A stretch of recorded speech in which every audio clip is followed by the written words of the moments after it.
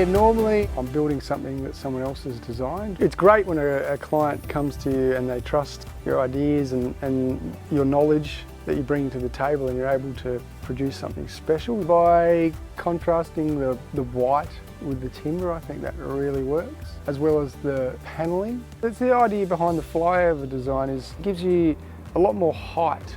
That again also makes it a lot cooler in summer. It also brings in more light and more airflow. And structurally, you're putting your supports over the main load-bearing part of the roof as opposed to hanging it off the eaves. By lifting the roof up, it just enabled us to get a lot more light into the living areas of the house without throwing too much light in summer. The roof line is on such a pitch and a height that the winter sun, which is around about 34 degrees, will enter quite substantially a long way back into the living area, even parts of the house.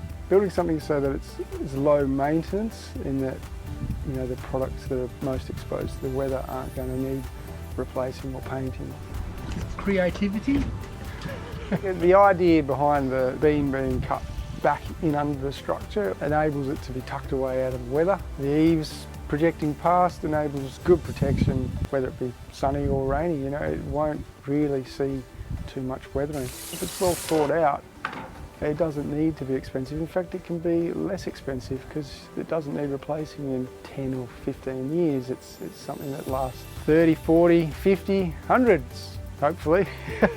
There's a clever element of design there that can be utilised to create something that lasts a lot longer than just the normal boring stuff that seems to knock around a fair bit, and you get a good job satisfaction, I guess you could say, out of it.